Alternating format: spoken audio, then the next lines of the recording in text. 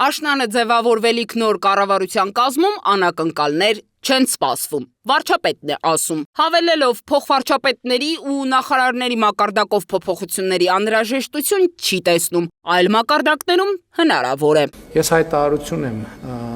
տարածել, որով հրավիրում եմ աշխարհի 200 լավագույն բուհերի շրջանավարտներին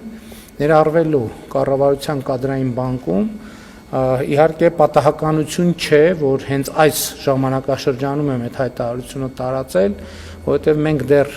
ունենք ըստ էության ավելի քան 1 ամիս, համարյա 2 ամիս ժամանակ կառավարության եւ նրա ինստիտուտների ձևավորման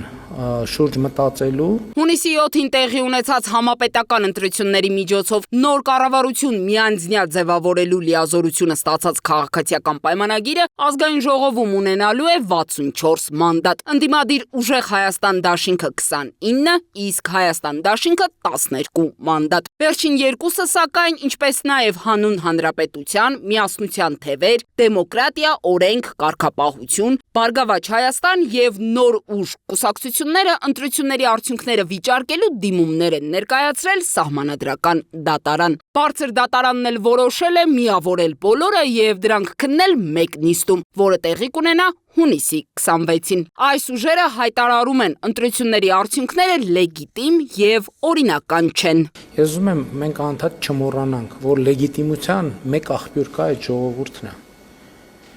Ժողովուրդն է գնահատում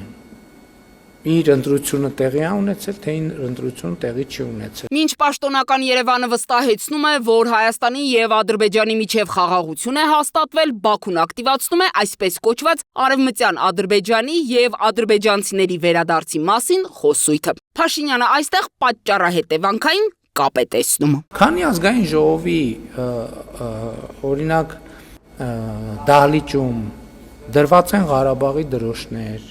քանի այդ խոսույթը Հայաստանի Հանրապետությունում շարունակվում է, այդ հայլայն ձևով դա շարունակվելու է, դա ընդամենը մեկը մյուսին պայմանավորող գործոն է։ Ներքաղաքական խնդիրների զատ վարչապետն անդրադարձավ նաև արտաքին քաղաքական օրակարգին։ Մասնավորապես Թրիփի վերաբերյալ հարցին ի պատասխան նշեց, որ նախագծի իրականացումը գտնվում է աշխատանքային փուլում։ Գործընթացի ճանապարհին քաղաքական կամ ֆինանսական բնույթի խոչընդոտներ չկան։ Հիշեցնեմ, հունիսի 4-ին Հայաստանն ու Միացյալ Նահանգները ստորագրել են Թրիփի վերաբերյալ շրջանակային համաձայնագիրը։ Սկսած նրանից, որ աշխատանքային խմբերը օրինակ երկաթուղու հնարավոր ուղիների վայրերում են տեղատեսության պրոցեսներ անում, ճանապարհների հնարավոր վայրերում են տեղատեսության պրոցեսներ անում, էլեկտրահաղորդման գծերի վայրերում են տեղատեսության պրոցեսներ անում։ Նկատի ունեմ այն ինչ որ հրապարակային պետքա լիներ, մեծ մասը արդեն եղել է։ Հիմա աշխատանքային մակարդակում գործելու ժամանակն է եւ աշխատանքա տեղի ունենում։ Այնուհետև ԵԱՏՄ-ի մասով վարչապետը հիշեցրեց միության հիմքում ապրանքների, ծառայությունների, աշխատուժի եւ ֆինանսների ազատ հոսքի սկզբունքներն են։ Թեպետ Հայաստանը ԵԱՏՄ-ից դուրս գալու խնդիր իր առջև չի դրել, բայց կան մի շարք մտահոգություններ։ Եթե կառույցի հիմնարար սկզբունքները չեն գործում, ապա հարց է առաջանում ԵԱՏՄ-ի գոյության վերաբերյալ։ Չեմ կարող չմտահոգվել,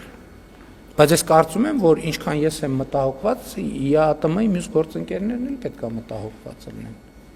Հիմա ասենք ԵԱՏՄ-ի մյուս անդամ երկրները Հայաստանից փորձից մտահոգված չեն, 100% համոզված եղեք, որ մտահոգված են, որովհետև բոլորը հասկանում են, որ նույնը կարա տեղի ունենա իրանց հետ։ Սա եթե մենք հիմա արագ չկարգավորենք, սա ԵԱՏՄ-ի քայքայումը դարձնելու անխուսափելի։ Հարցին հնարավոր է արդյոք, որ ԵԱՏՄ-ի հետ հարաբերությունները եւս սառեցվեն, ինչպես օրինակ ՀԱՊԿ-ի դեպքում։ Կառավարության ղեկավարը ուղիղ պատասխան չտվեց։ Ասենք լավ է, այս կարա մի ամիս խնդիր լինի, լավ 2 ամիս կարա խնդիր լինի, լավ 3 ամիս կարա խնդիր լինի, 4 ամիս եթե այդ խնդիրը դեռ կա,